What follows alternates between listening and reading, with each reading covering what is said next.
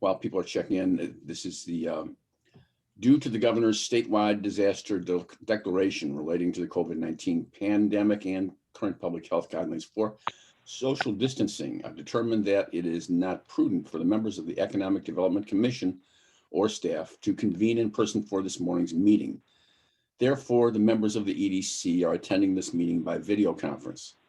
Those same conditions require barring access to the public for in-person attendance.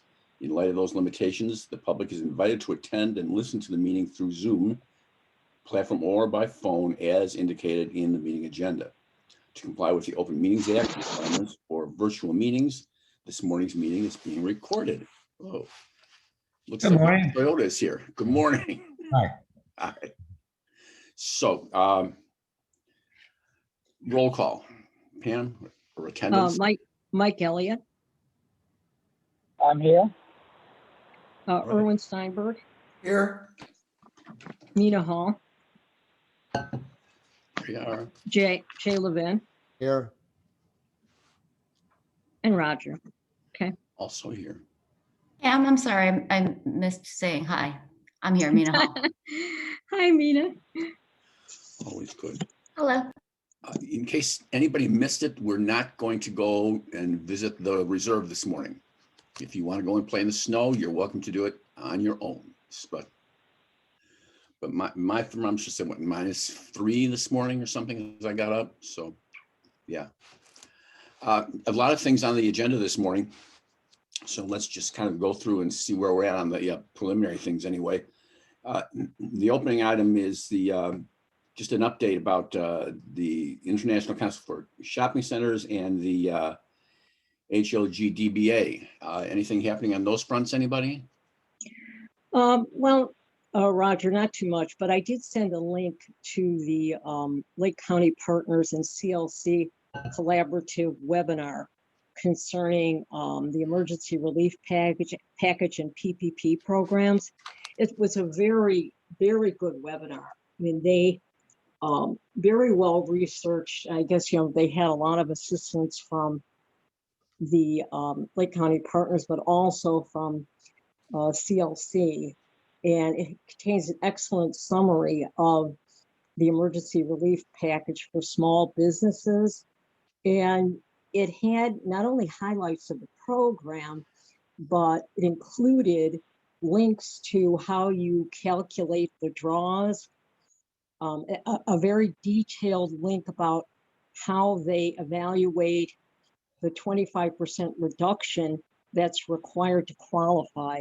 From 2019 to 20, you had to show a $25,000, 25% reduction in income, and a link about the PPP loan forgiveness calculation, as well as links to applications for the actual funding. So it was just a very excellent webinar with very detailed links to the application and how you calculate all these different requirements to satisfy the current PPP standards. It was prepared by, a lot of the summary was prepared by Dan Elms of Ivanhoe Capital Advisors for Lake County Partners. And again, along with some additional help from CLC. So it's just a real good webinar. And, like we talked about last time, you have to demonstrate at least a 25% reduction in gross receipts in the first, second, or third quarter of 2020 relative to 2019. And businesses, can qualify based upon this formula, and they had to have used the funds for payroll costs, rent, covered mortgage interest, utilities, damage costs, supply costs. So it just gives a lot of detailed information about how you go about applying for these PPP loans, and a lot of advice on what specific information you need to have to qualify. So I was really I was really impressed with that. And I also sent that along to the historic Long Grove Downtown Association too, so they can make that available to their members.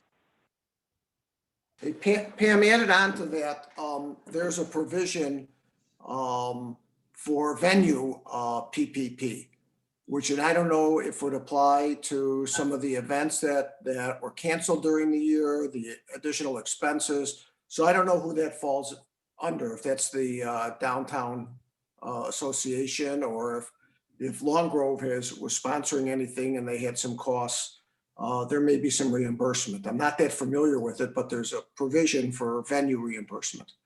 Yes, and some that would apply, there was a provision that would apply for restaurants. So you're right. There was a special provision about, that related to restaurants, one about seasonal employers,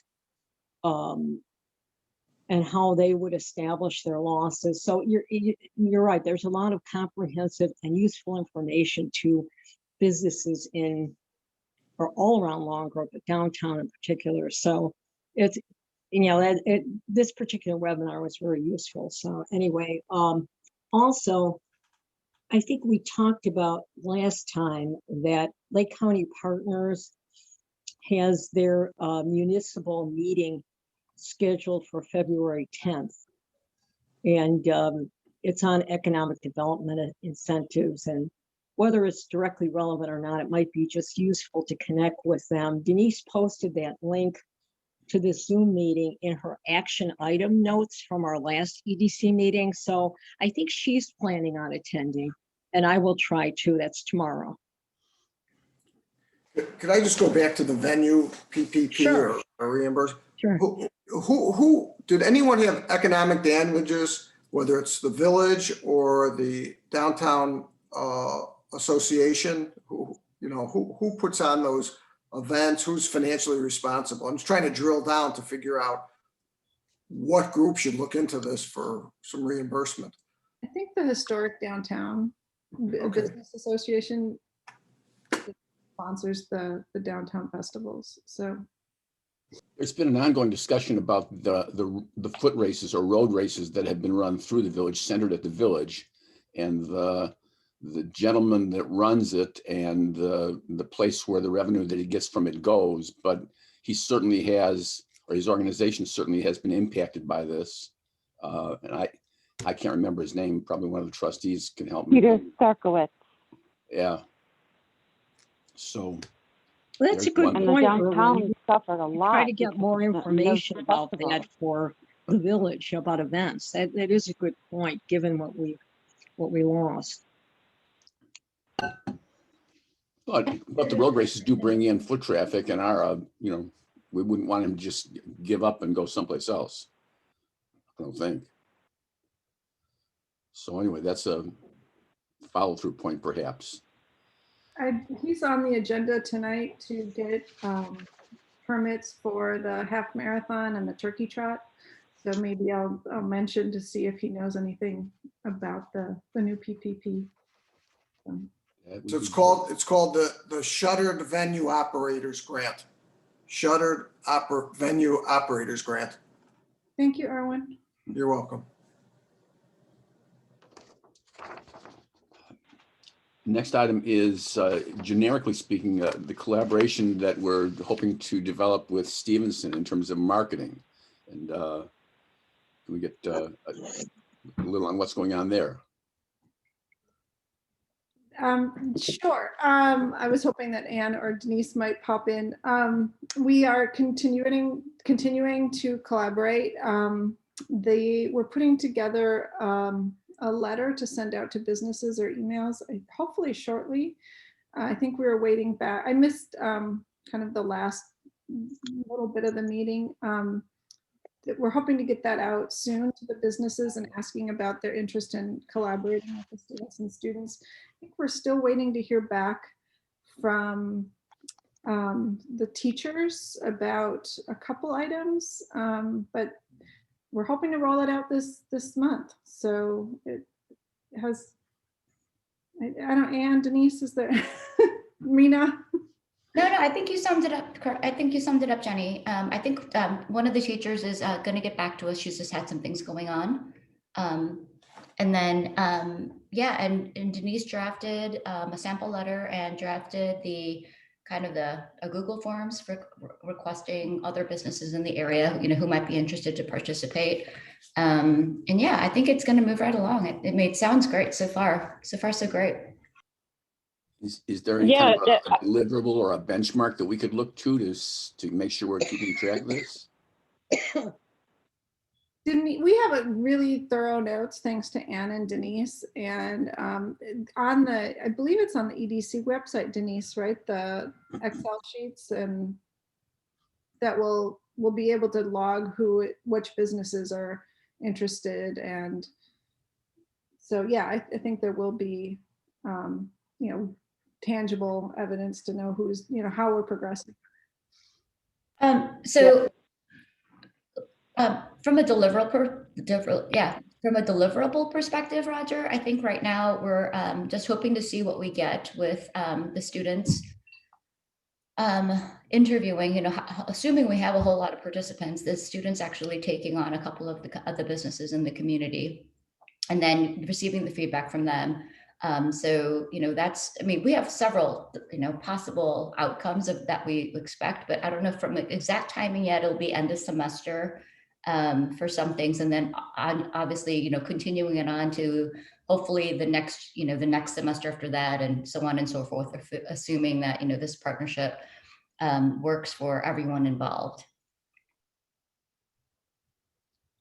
It's fair to say that the collaboration is in place. Is that? Yeah, it is. We're just waiting for the students to get up to, because they just came back in for the, is it semester, trimester? I don't have a high school age kid yet. So whatever the new term is, they're just rolling in, and they're still having to go through certain, I guess, introductory parts of this new semester or whatever before they start rolling into some of our stuff, which is why it gives us, I think we're hoping to have it out to them towards the end of the month, which is soon. So if we look at it again, maybe in April, just to see what's going on, that would be a. I think maybe, I don't know. Is April? Because I'm trying to think, how long did we give them? I can't remember. Denise, how long did we give them to respond or reach out? I think we were giving them, I think wanted to wrap that up in probably a month and a half. But then, yeah, the check-in probably wouldn't be until May, until the semester was wrapping up.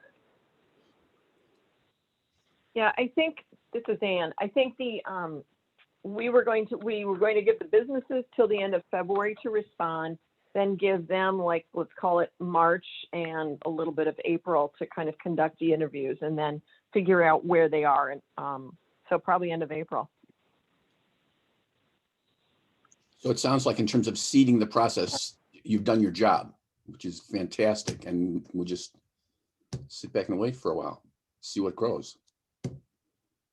Fantastic. Yeah, we could probably put this on the back burner until about, end of April, early May, probably maybe the first meeting in May, just to give them some time and, provide an update. I mean, as they come through, but I'm thinking the students have to do their work for a little while. Sounds good.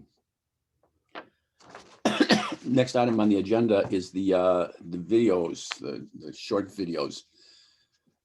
We've got one that we need to cut up a little bit, I think, and put up on the website somehow, but we had some others possibilities. Anything developed with that? Yeah. iCrest or? Okay, so I reached out to 3 different companies to get some price ranges, and I just got the last one this morning in my inbox, and they range from the high end 1,500 to actually $100 to $150 for just kind of basic adding titles and business names.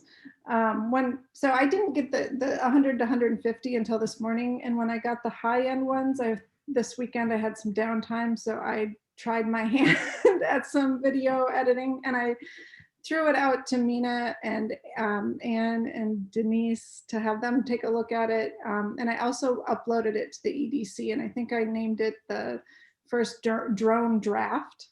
I didn't waste too much time on it, and I will not be offended with severe criticism, but I think it's at least a good starting conversation point of what we want to add to it. One of the things that I ran into is when I started adding titles of businesses, it seemed to make it more apparent the businesses that didn't make the video. And, you know, I did ultimately add them all in a credit scroll at the back of the page with a link to our website that has the full list with information. But I don't know if you want to get a chance. If you have a chance, look at it. That would also help me if we decide to go with one of these other companies, what exactly we want. Because the one that was $100 was, or 100 and 150 was very specific. You need to tell us at what time in the video we want this name and what you want it to say exactly and what you want cut out.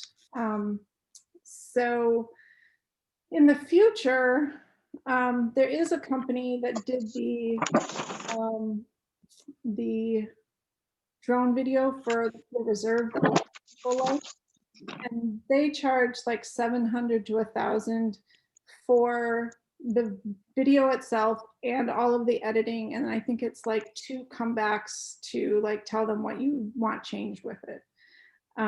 So if looking, you know, back, we spent $150 on the drone video, and then we're getting a price of $750 to $1,500 to do all of the, you know, the names. But going forward, do we want to just spend more and have them do the whole product? In regards to getting a price on more locations, again, they want very specific, tell me how many sites you want, what are you looking for, and then we can give you a price. So I think we need to decide what our next step moving forward with that is before I can get a price back on it. Jenny, I'll take a look at it. I've just been super crazy busy, but I'm hoping to take a look at it this week, and but I mean, one of your questions was, you know, how glaringly, you know, maybe the other businesses weren't being portrayed. So maybe one of my thoughts might be, what if we did, you know, insert a still map, kind of, you know, like you said, just a list of all the businesses, or even a map of, I hate to say even a map of, like, you know, just overhead, just kind of, yeah, but I don't know. I think there is a way to do it, even though we can say we couldn't capture them all, because sometimes, I mean, if they didn't have people outside, it just would have looked weird. But I think, yeah, hopefully that'll fix it, but I'll take a look though. Thanks. Yeah, I guess one of the questions is, are we just doing an overview of Long Grove? Like, wow, look how great it looks. Is this a catch me, or is this like an infomercial, you know, like with this, you know, everything listed? So it's What I had in mind was a Yeah. website that I'm familiar with, where when you click on, the website is in 2 parts. There's a screen across the top, which is a video that's running, which relates to the topic and then below instantly you see links to the various parts that you might be looking for. But the video itself is a grabber. In this case, it's an organization that is for ice boat people. I don't know if you even know what an ice boat is, but they have the shot of the ice boats slamming across the ice, and you know, it just grabs you like, whoa. And the opening video of Long Grove as it comes through the bridge and all that kind of thing, I think would be really ideal as a way to open the Long Grove website. You click it on and you may see below there, agenda for the village, blah, blah, blah. But on the top you see, oh, look at that coming in over the bridge, and isn't that attractive, and da, da, da, da, da. That was, the bridge already grabbed that video to use as a picture in their latest release, you know. right. So it's not just a matter of showing us this is here and this is here. It's also just an active graphic of, hey, this is really a cool place. You should consider it.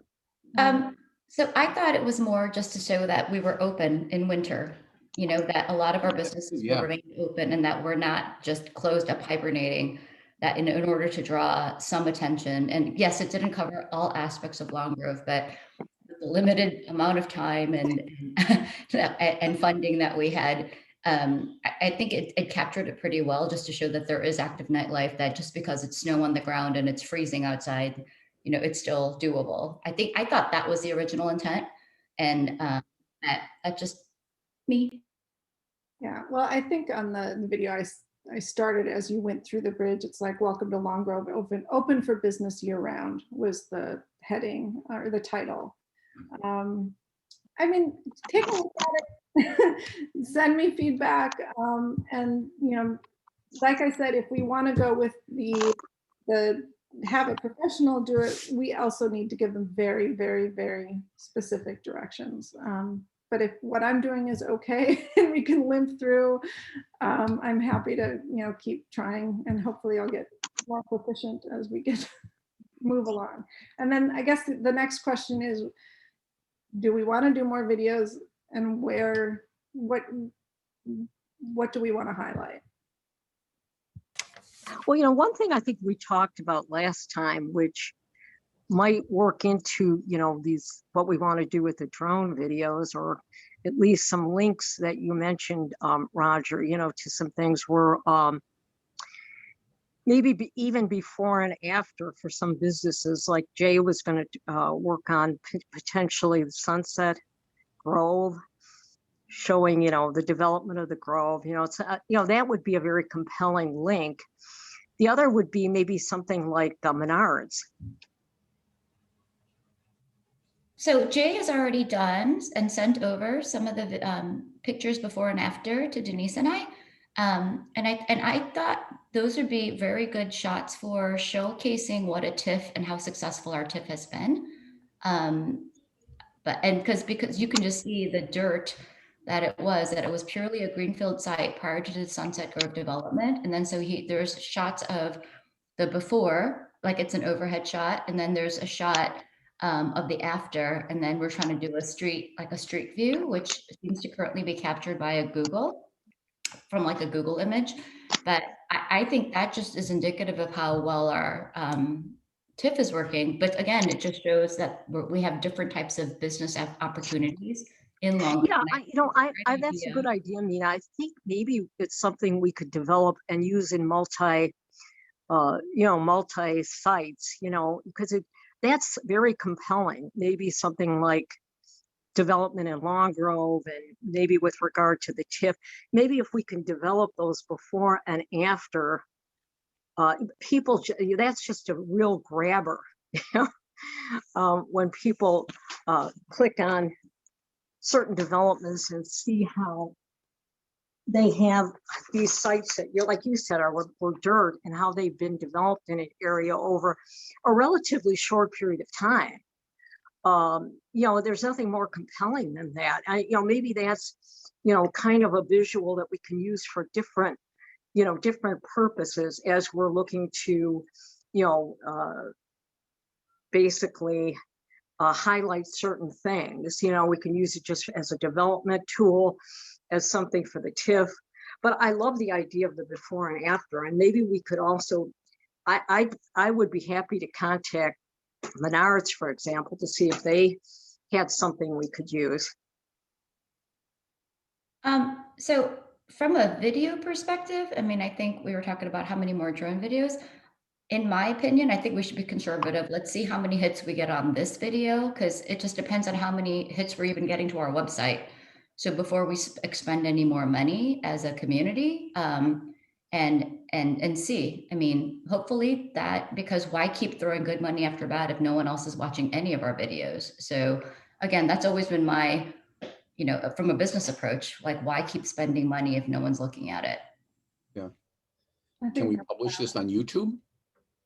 I think we should. I mean, once we get it home, I think that would be it would be great if we could get it, I think, on the website somehow, but also I think a YouTube video, and share it with the downtown HD, whatever. I mean, if nothing else, the downtown people could then embed it into their website as a. Right. I also thought they could then share it. I don't, it's a huge file, so it's difficult for me to share, but I know that like Mike Marr from Buffalo Creek really wanted the segment of his, and it's really easy to clip out the little pieces. And I did think, well, maybe I should just clip out each little business and email that portion to them in case they want to put it on their social media. You're hired. Pardon? You're hired. So Oh, I was that would be great, Jenny. Yeah, I mean the software pretty user friendly. So I mean, I'm not doing anything high, sophisticated, but I do think it would be great to get this out sooner rather than later. So I was going to reach out to Mike Marr and ask him how I can get it to him, but also to Jasmine. But I mean, those are just the little pieces. I'm a little reluctant to send out the video until we've figured out how we want to present it. That it might be this is Rita, a good question to ask Denise if we have any background analytics on exactly what you just mentioned. How many hits do we get? Does the EDC get on the website? And any other background information that is probably sitting on our site that we haven't accessed. I can definitely that because we can look at the analytics of the website, and we can also look at, any video that you add to the website needs to first be uploaded to our YouTube account. So that's just a given that we actually have to put it on YouTube. And then, you can advertise that in different ways. I mean, right now we're just with our meetings, obviously they're just added on there, and we don't put it out there in any way, but then there's easy analytics with the videos through YouTube. So Right. we can look at both. May I jump in I would love and give that some soon because feedback it on was this? to highlight the what's going on here in winter, and winter is thankfully creeping to a close. But it really would be great for them to be able to use it while we still have winter things going on. Gary, you had something to add? Sure. Hey, good morning, all. I see that on status number 6, it says, third line, it says, and to manage media, and then in parenthesis, is vicarious or others. I'd like to withdraw from the, can you see that on the, where is that? Anyways, my experience with like very extensive as far as how they work and what the results are. What I'm hearing right now is you're getting into a situation where, one, you need to define the objectives. The objective, as I see it, would be 2 parts. One is to bring people, visitors in, and 2 is to attract businesses. So you got 2 different goals going on. And the website that I'm looking at is longgrove.org. And I think there's another one as well. If you have 2 different ways of either people or businesses going in, the goal is to bring them in either on a search or to get them to stay if they land on that page. And the way to do it that I've seen, and there's tons of money, as you know, is being spent in the auto business to get people to come onto websites and keep them on and make them work and make them worth the money, is that what you're onto with drone videos and with something that moves is way more engaging than either static photos or just prose that people have to be above a 6th or 7th grade level, because people don't want to read. They just want to sit back and be entertained. Once they're in, maybe then they'll do the research. There's a lot to be shown about Long Grove. I heard it $150, and then someone, oversee the details. Well, who knows the details about Long Grove better than you on the board or people that know Long Grove? A company that edits video is not really in any better of a position other than they're sitting behind a console and doing some things. So whether Jennifer, it's you or anyone who knows Long Grove, sounds like the task would be to get video and other, I'll call it quote, sexy or appealing things, historic and otherwise, about Long Grove that will, one, make it on a search. Because the biggest thing on the internet is when people are looking, they're lazy. They want to get on, they're going to put down Lake County or they're going to put down shopping or something, whatever their search is. You need to have Google, when they scroll, take a look at it and say, oh, there's things that are of interest on that website. We're going to raise them on the Google search. And now people that get it are going to be presented with the Village of Long Grove instead of it being pushed way down. And that's where the battle is to get attention. So one, I think that you're onto something with the video. I think that having a person or persons that know about Long Grove probably is not that. If someone does the grunt work, which is taking the video and getting it queued up, and then someone else from Long Grove was saying, well, put this name in there, put this thing, we want this phrase, or we like that. I think that would be the way. I would say that if you would like me to become involved in that part of it, Yes, please. I would. I'm not a video editor. I did go to school at undergraduate was communications, radio, TV, and film. I've abandoned that for the car business. I don't really do that anymore, but I know a lot about it because it relates to how we bring customers into the store. We want people to come into Long Grove. We want them to be willing to drive in and walk around, and the video is, and that it has to be engaging, because if they don't stay on the page and they don't get drawn into it, they're not coming anymore. Gary, have you seen our current website by any chance?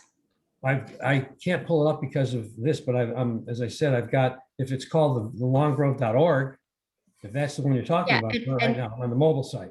I agree with you that I mean, again, my personal opinion, but I think we need to update our website. I think right now it's not dynamic enough. I think it's archaic, and that it is, we don't have the right types of information that engage people to want to continue to click. It is not an easy to look through website.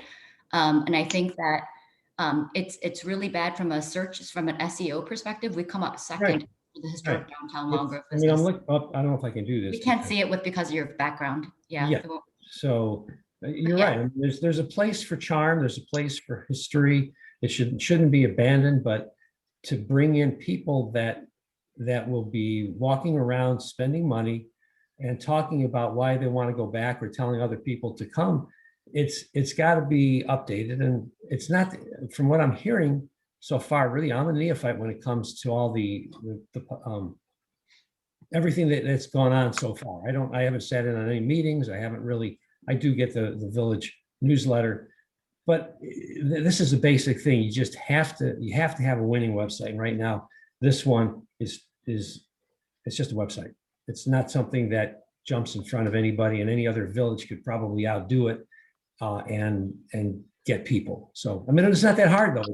It's not a hard fix. I think that with a little bit of effort and a few hours of thought, as long as you have someone that's doing the video and who's doing the video and editing, that this could become something that the village could use as its first foot forward, and should be great. It should be great. I think part of the issues, because I've talked to, as to why we don't, I wonder, I mean, I don't know, and we've got some board members, but I think some of it's have to do with cost. And I think there were some very strong feelings about which pictures need to be up on the website and which shouldn't be, which I think is problematic from we're not glitzy. I mean, and the fact that we're not optimizing the SEO, I think really is challenging.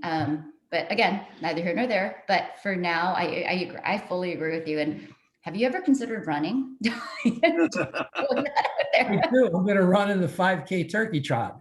In fact, I've signed up for it, but it was canceled. So I'll do it again this year. I know I'm evading the question. Let's keep going, okay? I mean, it sounds like the video that's been showing about the truck getting its back knocked off might not be a bad way to hook people into the Long Grove website. Sense that they get a lot of people. See the other side of Long Grove. Well, I said it in a meeting. I said that I would bring up some high impact items, and that would be one of them. Mm-hmm.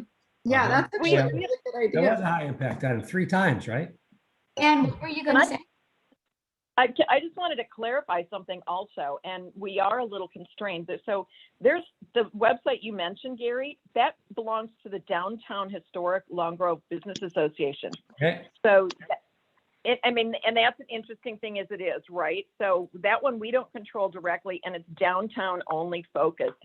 The Long Grove website itself, yes, there's costings and the Long Grove Village website. URL? I'll go on to it right now. What is the URL? longgrovil.gov. All right. And it has to do work for the village, you know, in terms of Sure. like agendas and meetings and really boring stuff like that. And that's why when we looked at that website, it can have a microsite for economic development. And I think that's the one we want to target. And I completely think you're spot on. Websites are not like black holes that attract things. You have to send people there. And when you send them there, they have to be attractive and hook them fast. Right. I Well, think we need to change our pictures though, because just the Mhm. village, like I think some of the pictures, no offense, I think our village hall picture is not the most iconic. Could you, I don't know, Denise, this is a question for you, but could you do the over the video? Like a snippet of the video from above? I mean, movement, I agree, Gary, catches your eye. I don't know if you can click on the website and have like movement of flying over the downtown or through the bridge. I mean, that catches you. it takes longer to load, so there's a trade-off between if people will be willing to wait for it to load and how long and what the, you know, what language is used to put it on there. So, but a good website company, any skilled one would know that X size file would load in, you know, in 1/4 or 1/2 of a second. That you can do, but nobody's going to wait for 2 seconds for something to load. And I'm looking at the Long Grove il.gov. And now I can't look at both on my computer at this time. So I have this one on the mobile site. And the mobile site reads more like a Yellow Pages. It looks like a Yellow Pages to me. Now, if you go into the different tabs, it's really not much better at all. It's just not, there's so much potential. And does the village have, what is the village's budget on this? Because, you know, this is a very simple, probably it's a very simple, inexpensive website and website company. Maybe the website provider should be evaluated and decided whether, you know, if it's a few $100s more for one that gives a very inviting website, but you put it up for bid, let them compete, so that, you know, the website company that gets to have their name. They do anyways at the bottom, website by, but here it doesn't have the website by. It just has photo credit. So I think that, you know, trade off of some notoriety, some notice by who does the website would be worth money to a web over having them have to charge you more just to do it. I mean, they wouldn't do it for free, but they would certainly give you a spectacular, they should give you a. We lost you. You're muted, We'll Gary. get them back.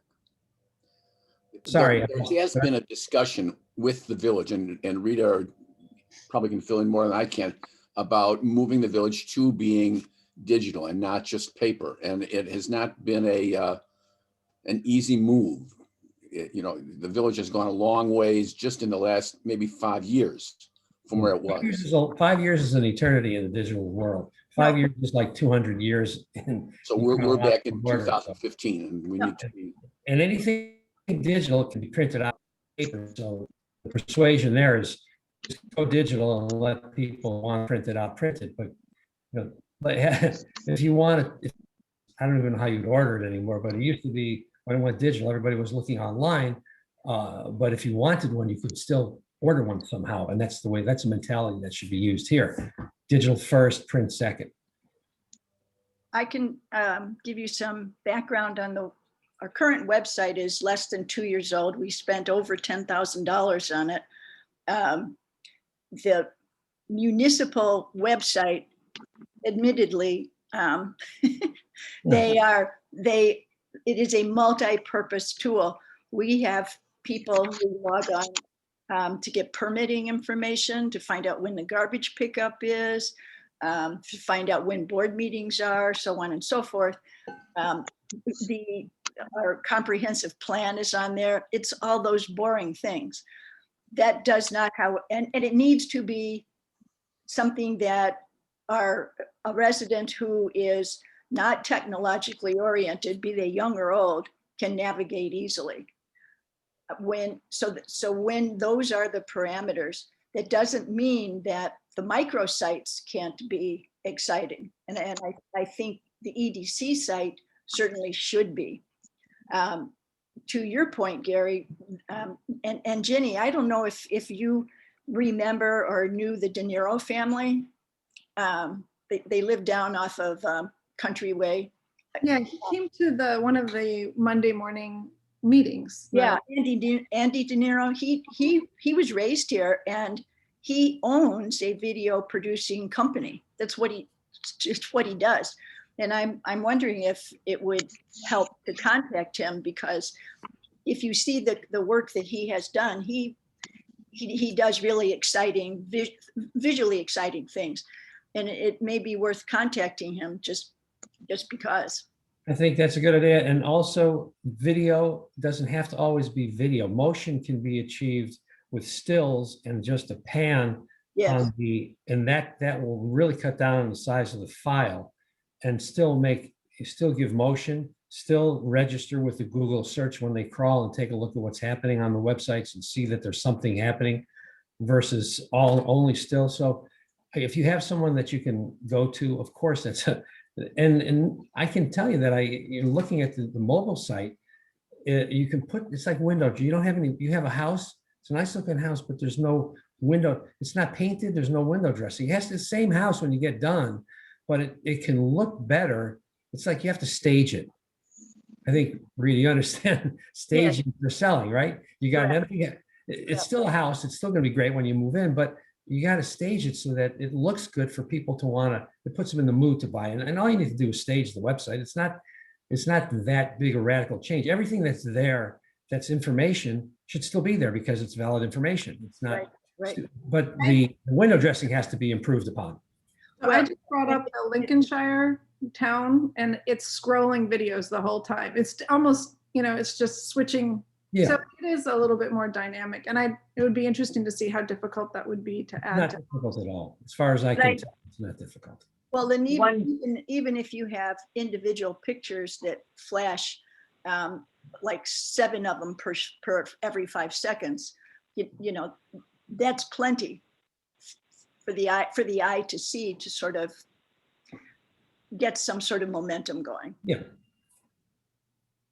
I was going to say to the Unicode platform, I think when I looked into, because there's things that I looked at other websites that do kind of catch the eye that are a little, and those are things that as of right now, we just have a very, the most basic of this platform. And so I'm sure we could do add-ons where we could, add those types of, videos and things like that. We can do videos, but I know kind of the other things that you're talking about, we have restrictions with this site that we can't add those things. Yeah, but can we update? That's what I was thinking, Denise. Maybe we could go back to the company that created the website, since we paid them Yes. that fairly good fee we talked about, and see if they could help us with the development of these video clips to put on our microsite. And, just maybe they wouldn't charge us very much, or even give us. It might be part of the package that you just haven't taken advantage of when. You're on mute again, Gary. So, sorry about that. It's whenever this website was development of it, maybe the package includes or allows for adding it. You just, when you got it up there, it was okay.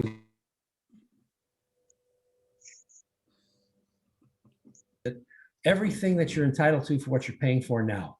If you're not getting everything out of it for this 10,000 plus whatever maintenance fee that you're currently paying, just squeeze it until you get everything you can. And if you get you get enough to make it appealing that you don't need to go any farther, my God, then you've won, and it's and you're done, and you look like heroes because you haven't spent any more money. But if not, then you can look at the next step. But you got to evaluate what you've got now, what you can get out of it, and if it's good enough. And if it's not, then you really could just bring in some competition to shop against it and see what others would offer to do to take it from there. And then the company that's doing it will go, oops, we really we can give you 5 pictures and we can give you this. And all of a sudden, to keep your business, they'll do things for you that they're not doing now because they're not being challenged. Hey, Denise, I'm thinking that's something we could do is go back to them and give them some idea of what we're looking for. You know, maybe to create, when you open up the website, some nice shots of lawn growth, some overview, like the types of things we're looking for, and then some enhancements to our EDC microsite, you know, before and after certain developments that have come to fruition and longer. Maybe we can give them, you know, kind of a quick snapshot of what we're looking for from them, and get a bid and see what they could do. Well, you'll No, see and whether this they're is a good partner. You'll see whether they're a good partner to stay with going forward, depending upon what they offer to do. Because now that you're in and you've paid your upfront, it shouldn't be the standard fees going forward. If they want to keep your business and say, we've been with you for X, you said 2 years, I think. If we've been with you for this much, you're a good customer and you're a good place for us to showcase. This is what we will do for you for X amount. And then they become a valued vendor. And if not, then they're just no better than the rest. Now you can go out and see what others can do for you. So I would just put it up to competition. But give them the first chance, because they're the ones that you went to the party right. with. Give them the first Hey, chance. Rita. They're Rita. experts. There's clear agreement about these ideas. Everybody's saying, yeah, that's a great idea, but we have limits as the EDC in terms of what we can do. And my next question is, who on the village board, besides Denise, who is not the board, which trustees do we have to convince to do this for us or give Well, us? I wanted to ask, permission so to do do we have a contract and how long does it last with this current Unicode company? Because clearly the other websites like Libertyville, Lincolnshire, everyone around us is using something different. So what is the current? And again, we're totally off track of our agenda, but it's a very good discussion. But when is the contract due? Because I think currently, you know, I think our website, and I see lots of websites with lots of municipal, because that's what I do for a living, right? So I look at communities, and that's how they sell me when I locate my clients' businesses in their communities. So our website isn't doing justice to us. So what is our current? And then, right, and I agree with Roger, who do we have to talk to? Because it's not our decision, it's the board's decision. And I think from what I've heard, the board, I think if we can just even update pictures right now and not look like we're living in the 1800s, I think that would help. But truly, look at some of our website. I mean, our website pictures are archaic. Like, I mean, right now on the EDC front page microsite, it's still that sketch. But now that we've already put in the lights, why don't we show pictures of the actual streetscape? Right? I mean, But we did. that was one of my suggestions regarding the current video.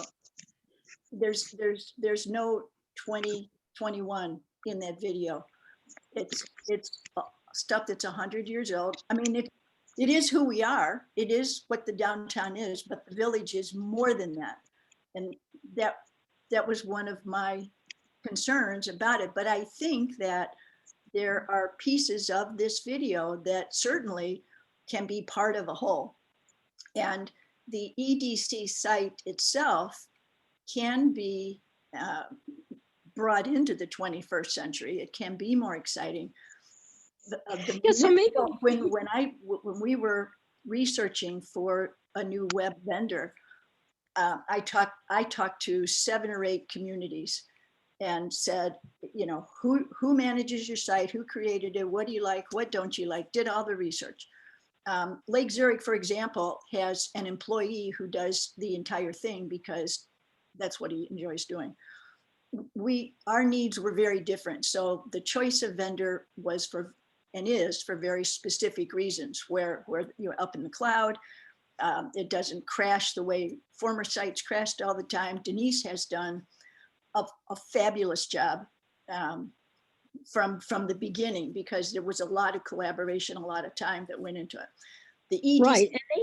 and Rita, another thing is they have an expertise in working with municipalities. So it makes sense that we go back to them first, because they give us everything else we need. You know, they're able to give us our calendars and our, you know, meeting, everything that we need.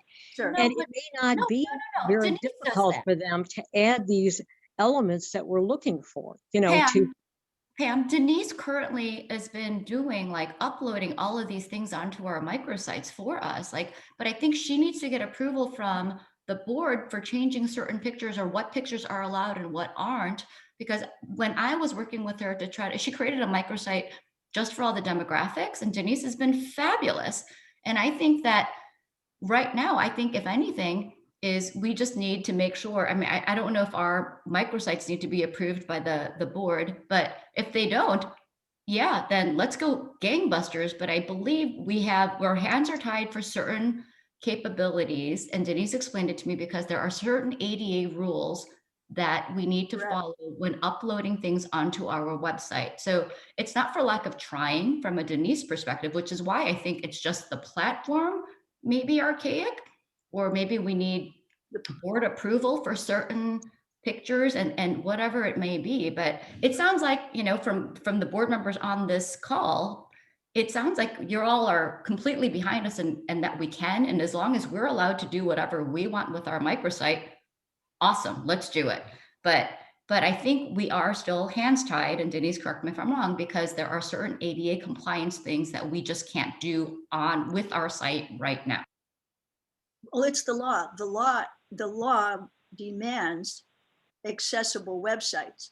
Probably in reality right now, maybe 95% of the websites on the are not accessible. And you have people who don't hear, people who obviously people who don't see, people who have no fingers or hands. Period. End of story. Enough of that. But how are the other EDC has a $5,000 budget. The experience I've had with videographers is a really good one will tell you what looks good. They'll tell you what you need. We had that experience with one of the companies that we first spoke to regarding a website. They expected us to design it. We wasted 3.5, 4 months before we said, hey, this is not our job. You tell us, right? So blah, blah, blah. And I don't think that it's carte blanche, but I don't think any, you know, with Denise and Anne and Ginny and all that, and we're not going to do something that's pornographic. So, you know, I mean, that's sexy too, but you get the drift.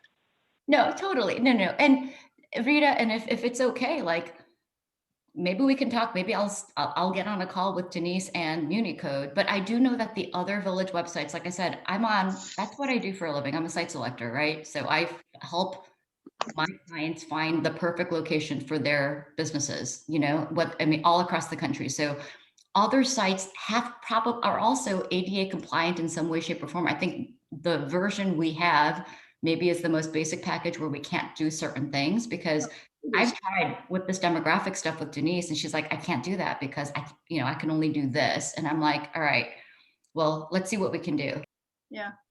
I say that we have ADA as a concern with Toyota, and they have sent out bulletins to us to the effect that our websites should be, and yet I can tell you that probably this is not being recorded, and if it is, I would. The majority of video and the majority of the websites that I know of dealers, and these are sophisticated business people, have done their best, but they still haven't been fully compliant. And so if you have to hold yourself to the standard of it's got to be fully compliant or nothing, then is the one that you have right now fully ADA compliant where someone can talk to it? Well, then you shouldn't have it on there to begin with. If it's not going to be compliant, then make it a good looking non-compliant one rather than a low level one, because either way, you're not compliant. Well, so just go with it, but if you get caught while you're upgrading it, you should have upgraded to a compliant one. There's a lot of technicalities that I don't understand, but if I had to do it, can you just go ahead and do pictures and a few things in the same format that you've got now that wouldn't tilt it into being noticed as a huge violation, and yet you've accomplished it to look better and to work like the other villages, because the other villages, they're probably not ADA and they're not completely compliant either. If you went in and looked at them, I'll bet they're not. You are absolutely correct. And the problem How about trying to step this down a little bit?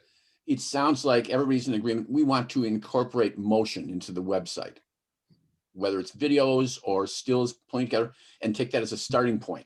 Yes. And Well, I'm not a board member, but I would have to say from an outsider giving you my opinion, yes, absolutely. Like right away, $150, write the check and have the guy start to work on the drone. so Mina, Denise, can you figure out how far we can go? We have to label every single still photo and put in essence, a braille, whatever, so people know what it is when they click and it just shows whatever, you know what I'm saying? And then who would be a good one to talk to Vicarious and not get trustees upset?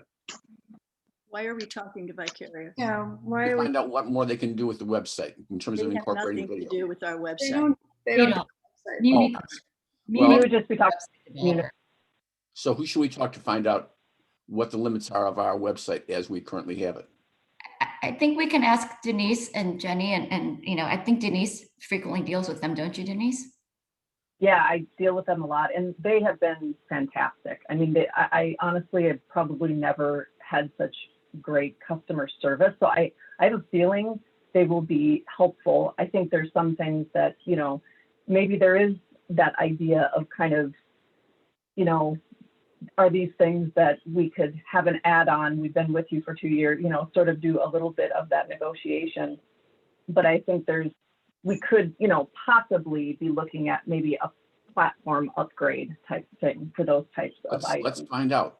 Yeah, Okay. and Denise, if We'll you. find I'm out and interested hopefully in- push this forward. This is good.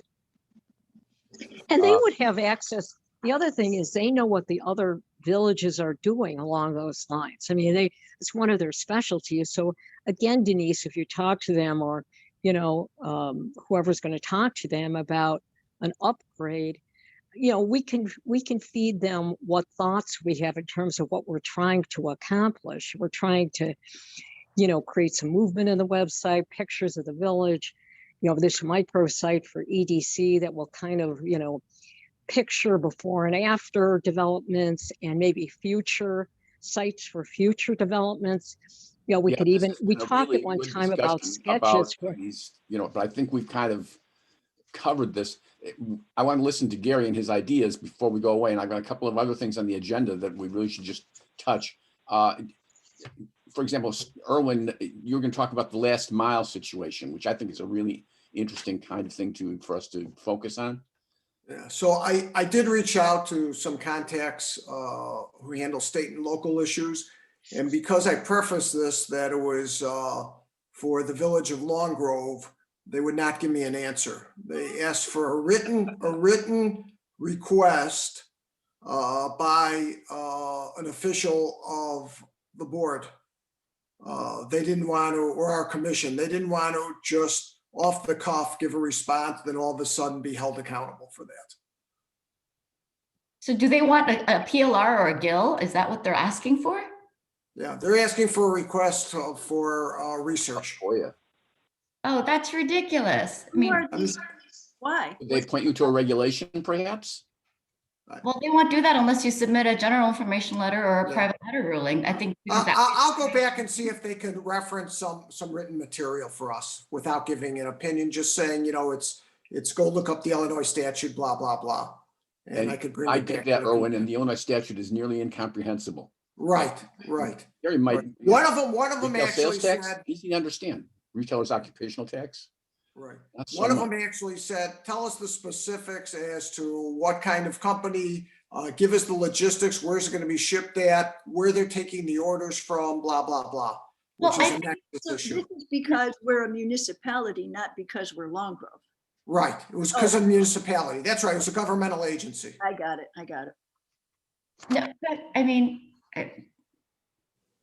I think this is just the topic and issue across the country, and I think Gary probably understands too, but where you source your retailer's application tax here, the ROT here in Illinois, and, you know, is it place of order acceptance, which has always been, but then now with the internet and with drop shipments and with Amazon's, I know that that's creating and wreaking havoc. So my question initially was, you know, so if you have a mass last mile, kind of like that little kiosk somewhere in Long Grove, and it's a box with a little computer code, could we say that we're sourcing our revenue and sales tax right at that site when they pick it up? Or would it be at the, you know, distribution center that originally packed the thing to ship to our location. Again, I think that's the bigger, I mean, that's Okay, probably. well, I'll ask again that's specific and we'll see what kind of response or like Roger said, if they can point us in some direction to look at it. But it's gonna be tough for us to decipher some of that. I think it's a one-off and then we'll take a look at it. You know, I'll ask for some supporting documentation. They don't have to give an opinion. The other thing that I wanted to hit for sure before we go on to Gary is the promotion of the new tip and where that's going. I know I was at the village board meeting last time, and what I heard was that the village planner is going to put it all together for us. Anybody heard anything since then?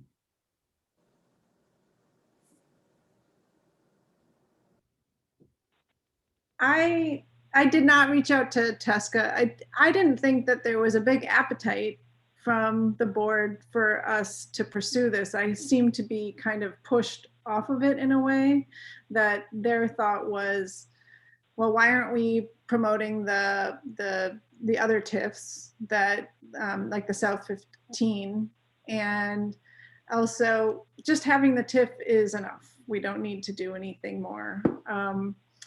And I was a little discouraged by it, honestly.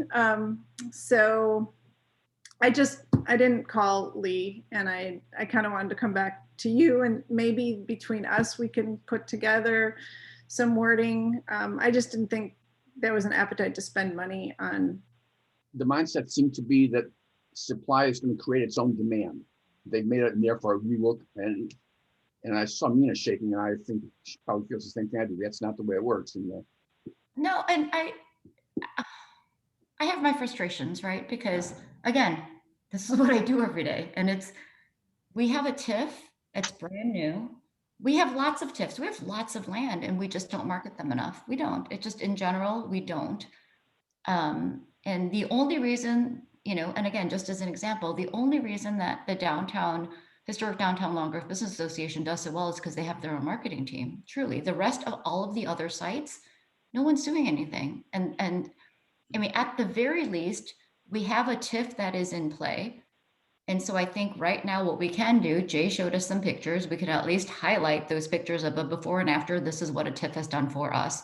And we don't need to spend the money, but I'm personally feeling very frustrated that as an EDC member, we can't do anything. So why even have an EDC? Like, for me, that's a frustration. We're giving you, and then no, don't do it. It's not worth the money. Okay, so fine. When my term is up, I'm out. I mean, there's no point for us to be wasting 2.5, 3 hours, 4 hours a month.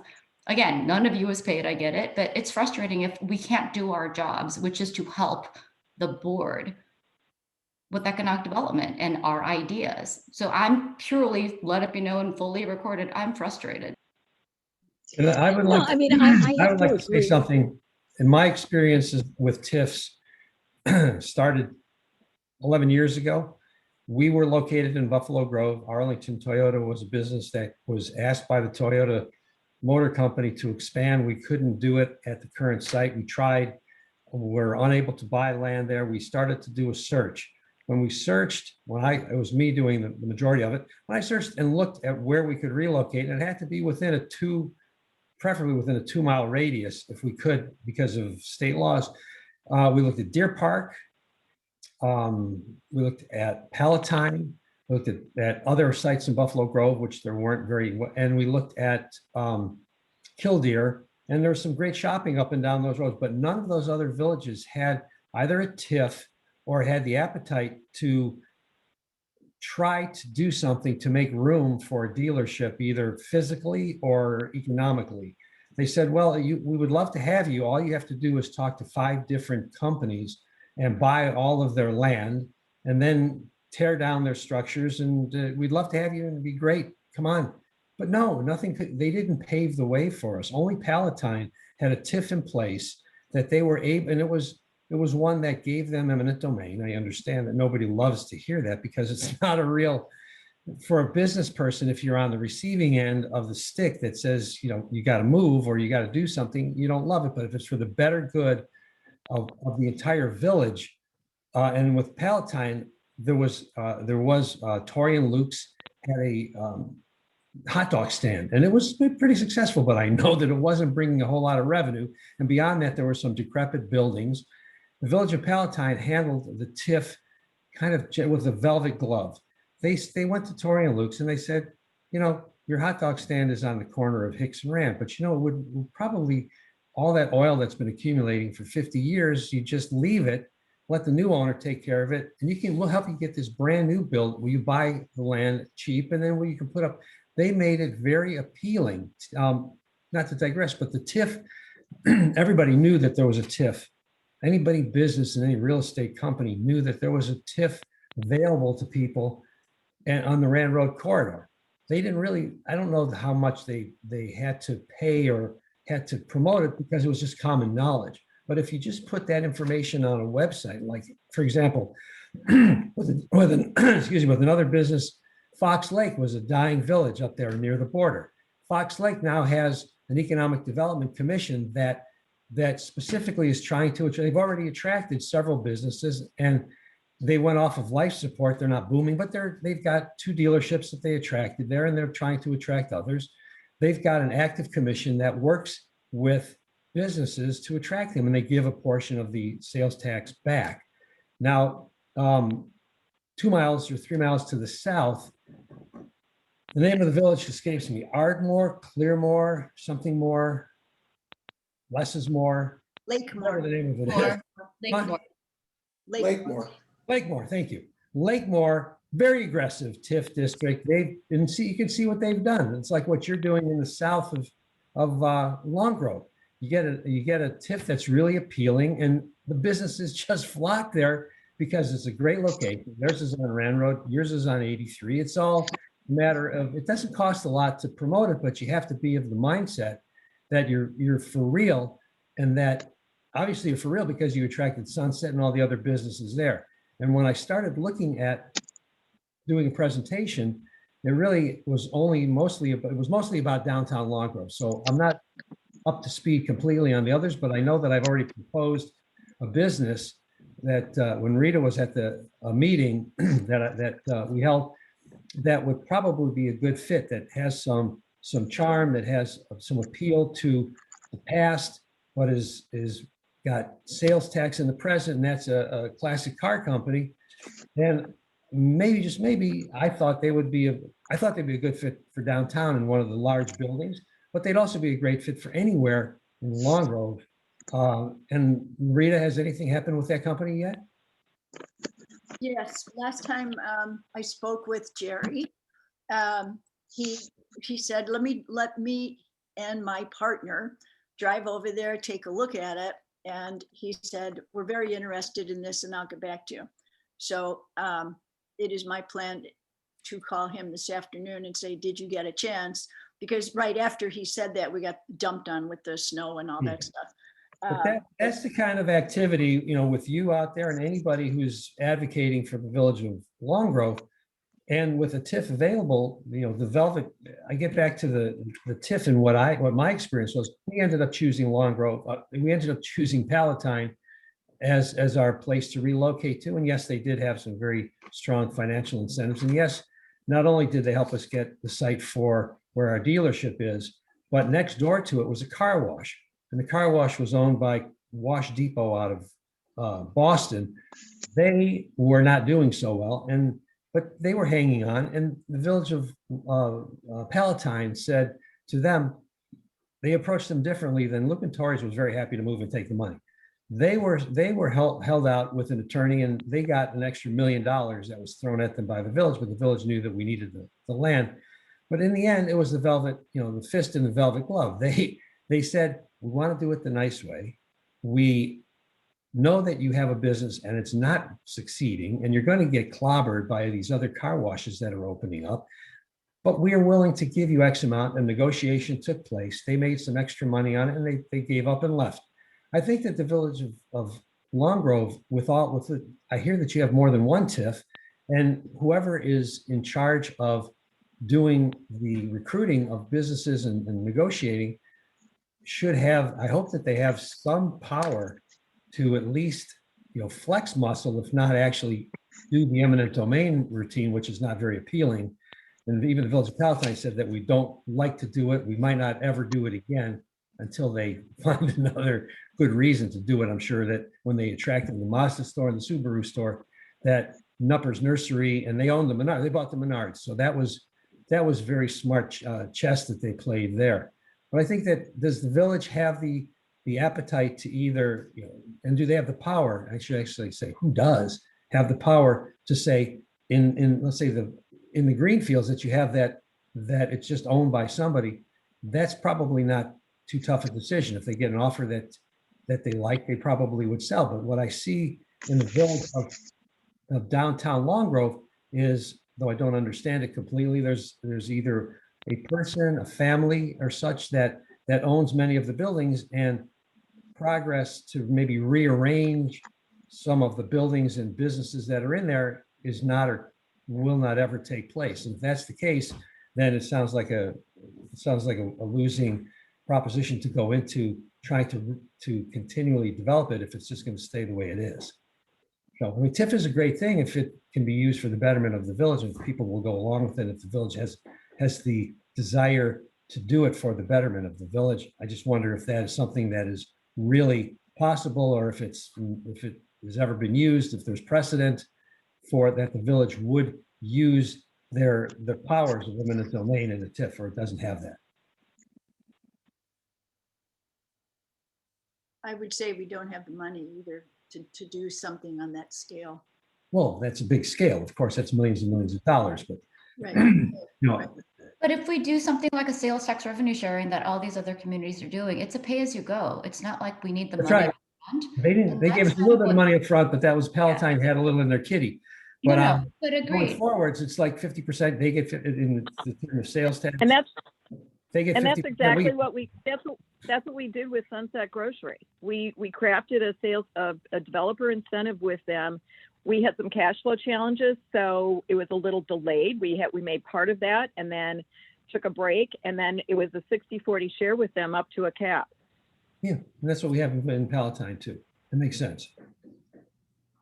And that's, but the thing is, and again, now that we have a second TIF and we have the South 15, we have so many areas that are developable that, again, if we're not getting, and this goes back to, if you're not driving people don't even know. I mean, Gary, you know Long Grove because you live here and you know the community, or you're from the area. Other people don't know who we are. And if they go onto our website, again, the first hit they get is historic downtown Long Grove, not the village. So they wouldn't even know who to contact at that point because we're number 2. So yeah, no, I think you bring up the right on that, Gary, that the reason that you picked the community where you are now is because of the TIF. And I think that's why it just shows how important our TIF is, or important economic development is to a community. As I said, Lakemore and Fox Lake are 2 communities for us considering another dealership real time. And I just go between the 2 and find out from them what's in store for us if we chose one or the other to relocate another dealership. And I meet with the mayor. I've met with the 2 people on the Economic Development Commission in Fox Lake. I've met with Lakemore, twice on the phone, and they have nice packages. The website, it shows how many people are traveling up and down Rand Road, how many people live in each of the areas. It doesn't, you're doing that already in some areas. I'm sure it doesn't take a lot.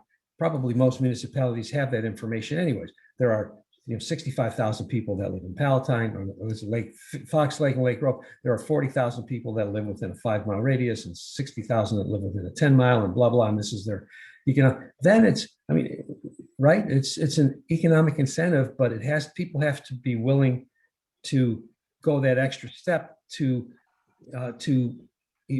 look at and consider it. You're never really not on, but it's amazing that you've got really good businesses that have moved into the TIF in Sunset. So whoever did that one did a good job, but are they capable of replicating that in the South? If they are, then there's probably, but for me, looking at it, if I were looking to possibly relocate a business, now car business is a different story, but a business, I don't know that it's there as an invitation, as an open door. I'd probably have to try pretty hard to figure out that that was available. And if you've got websites that are there, and then, you know, there's search engines that will show economic development, I'm sure that with not much effort, someone that was considering, and then you've got CB Richard Ellis, which is like everywhere, and they're selling one of our properties right now.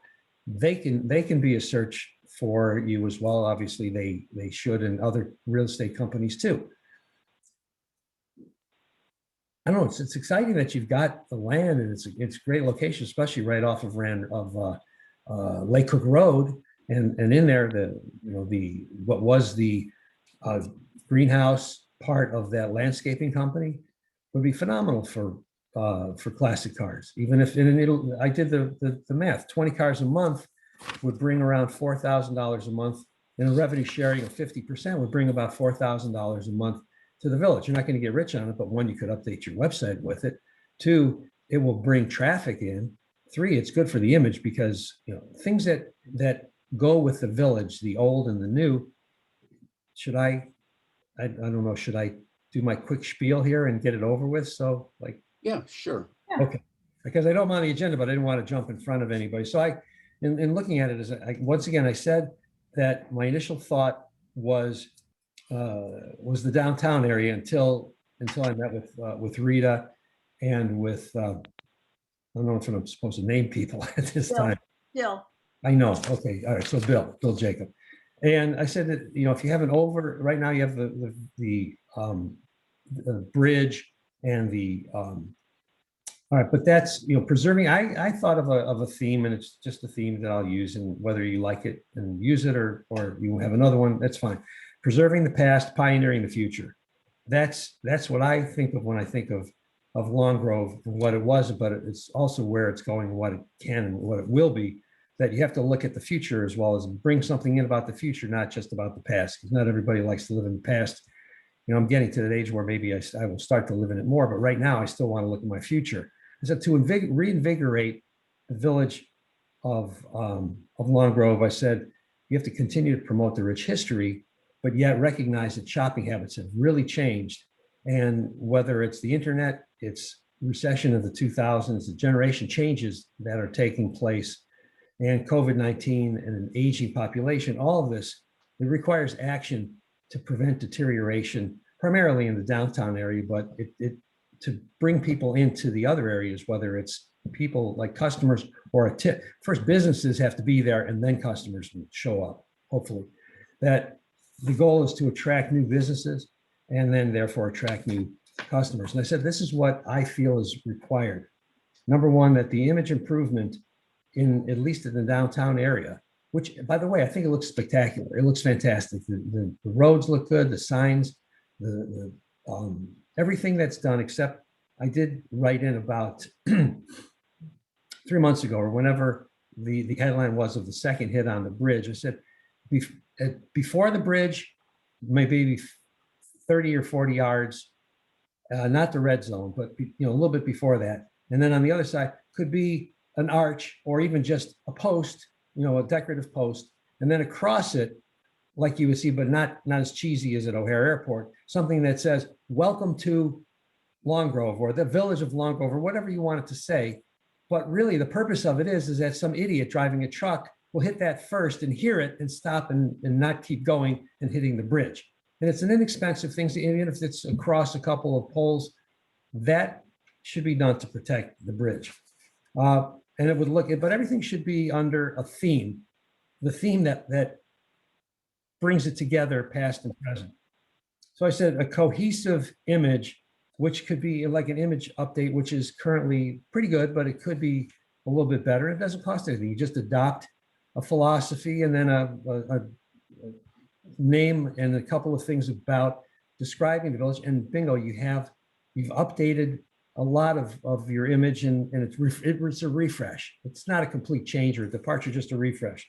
And then 3, pass through really strong financial incentives. So we talked briefly about the TIF, and I can't really, because the TIF is out, it's Long Grove's powers are kind of outside of my current understanding. I'll just leave it as, if you have it and you can use it, and you don't have to look like the ogre, the 800-pound gorilla that's beating people off. Encourage people to move around. There are some high impact businesses that can come to the village, might be in the downtown area, or as Rita skillfully saw, that instead of maybe downtown with this used car, plastic car dealer, who, if anybody's been there, first of all, you might have noticed that there's a classic car in, the screen behind me. I bought them and I like them and they're fun, and people of our age reminisce about what they had driven or what their parents drove. And there's a pretty good market for that. And the Mecum auction is another one, but typically people don't always trade in cars. They usually buy them. So there's a full sale price and the tax amount. Typically the cars that guy sells is $25,000 to $35,000 as an average, but some of them are more. At 1% sales tax, that's $2,500. And you split it 50-50, 60-40, 70-30, whatever you have to do to make it equitable and attract him. It's on a smaller scale what we did and what we agreed to when we moved to Palatine. And it'll attract a lot of people too, because those people has anybody ever been to the Volo Auto Museum? Probably most people who live here have maybe been there once. Maybe not anybody's been there. Nobody? Any hands? No? Nobody. It's an auto museum where they have, old cars, but they also have the Fred Flintstone mobile, and they have the Batmobile and JFK's. That was not a very successful bulletproof car, but they have LBJ's car. People go there. It's a museum. This guy's place is not a museum. He sells cars and it's revenue, and it will be good for the village. And maybe you get another offshoot of that is rentals. There's a rental, classic car rental. This is a pretty decent business, small but decent, and it's located on 22 in Fox River Grove. It's in a pit. That person could probably be approached, and I would be willing to help, or any other that might be encouraged to move in. And of course, restaurants and Starbucks and the things that I know you've thought of most of these things, so it doesn't make sense. But to belabor it, but the village of Long Grove itself, the downtown, to me, to survive and to continue to grow, if it can grow, if there's that much room or more room for growth, which I think there is a little bit, that it needs to have its identity based on more than just the past, because the past is not even really being represented much. There's a Scandinavian shop and an Irish shop, and I know maybe the immigrants were part of that, but the one thing that doesn't get gobbled up and annihilated by malls and by companies such as online and such are crafts and things that are either handmade or that require more labor and service. Well, obviously restaurants and such, but also this artisan thing. And I'll use one example. I lived in Colorado for 4 years. I've been here in Illinois, born and raised up until college. Then I went away. I was gone and lived in Colorado for 4 years, went to school, graduated there, moved to California, lived there for 20 years and worked in Southern California, moved back, then moved to New York and lived there for another 15 years, and then moved back here. So I've seen a lot. I'll use one example. There's a village in Boulder, Colorado. There's, they have a nice downtown. They have it's got the charming stuff. They also have tech. They're a larger version of the Long Grove. They have the old, they have the new. Long Grove does the university. But what they do is they promote both the old and the new. And there's just at the foothills, there's a community called Chautauqua. They have conferences, and they have some people can come in as either bed and breakfast or on site and stay there. And so I proposed this to, whether it's if it's possible, and if there's an appetite in the village for allowing this, to encourage bed and breakfast, with the thought that the persons that would be operating the bed and breakfast would, of course, bring people in. Those people are captive when they're in Long Grove. They're captive. They're going to be buying from the shops. They're going to be eating at the restaurants. It would kind of inject life and people, real people that would be walking around and doing things and buying things and staying there and spending money. So I think that should be near the top of consideration for the downtown area. That would bring other people. We also have, I'm a member of two bicycle clubs and running club. And these bicycle clubs, we go into Long Grove almost every weekend, actually. And even on Tuesday nights, we meet, but we don't, most of the times we're not going into the businesses, we're meeting there, but we could, and people could do, what they do is they end up leaving Long Grove, and after the ride, they end up going to the bakery in Buffalo Grove. So there needs to be reasons for people to not only come to Long Grove, but to stay in Long Grove, but to spend money in Long Grove. And whether it's that or a mini Renaissance festival or a farmer's market or these little outdoor concerts, which my wife and I have gone downtown. The amount of activity that needs to be encouraged, it just has to, Long Grove down to, especially Long Grove downtown, as I said, that was mostly my focus at the start. It has to look alive, and there's times when it does, and there's most of the time when it doesn't. And when it doesn't, it's kind of upsetting as a resident here to see how cool of a place it is and what it really must have been, because I've been here 10 years, 11, going on 11, but what it must have been and what it is now, it's really very discouraging. So I think that bed and breakfast and that type of activity would bring people in, and I encourage you to, I'm sure that it's been brought up. Has it ever been brought up before? There was all those ideas to some degree have been kicked around.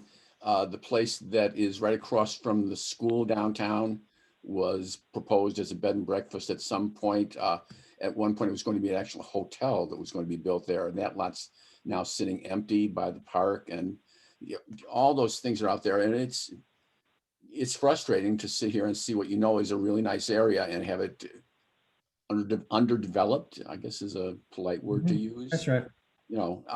And yet there's been a kind of a mindset among some of, well, we don't have to do anything, leave it alone. We don't manage things. We just let them happen naturally. And they will happen, but will they be optimal if you don't manage? I suspect not. So part of what we're talking about is trying to manage, and really your input is really right on the areas we've been talking about, and very worthwhile. Hopefully we can develop some more of that. Really appreciate your input, especially this morning about the marketing business. That's exactly the kind of discussions that need to be had, I think, and most of the people on the EDC, I think, feel the same way. So thank you for coming in. Thank you for sharing. We are 1 minute away from being out of time, but I have one more thing I wanted us to add as well. Hopefully everybody got the note about the book and had a chance to pick it up. It looks like, if I can get in the focus range, it looks like this, Our Town. And listening to Gary made me think even more that this book is worth spending a little time on, because the kind of thing he was talking about in Colorado is exactly the kind of thing the book talks about. It has a great example, which I'm going to suggest we put on our agenda for next time, which is a little town on the other side of Lake Michigan, which is much like Long Grove, but which has had real success developing itself from a place where all the manufacturing had gone away and they were a ghost town. Here's my thought. We do a chapter a week. We have one member of the EDC be responsible for reading that chapter and at least starting the discussion. And everybody else has a chance to read. The chapters are not long. They're maybe 15 minutes of reading, and just go through it. And we're going to get ideas about what other people do in the same way that Gary saw things in Colorado that maybe we wouldn't think of around here. What's the name of this? Not Saugatuck. We've got Solvang in Michigan has done some amazing things that really surprised me in terms of how they managed to keep themselves going, even though they lost some huge employers. They had Heinz Ketchup was a big ketchup plant that disappeared, and they are still doing quite well without it. So does that sound feasible to folks? Yeah, finding Yep, who's sure does. done some of these, that was kind of one of the things that I wanted to close on, is that you know, aggressively finding other examples of successful, whether it's Chautauqua in Colorado or Solvang is a theme city in California, middle of California, that adopted a theme to their city and they stuck with it. Now people flock to there because it's attractive. There's probably lots and lots of, and in Michigan, of course, I can't remember, I think I know that's what you're talking about. It's about an hour and a half drive from here.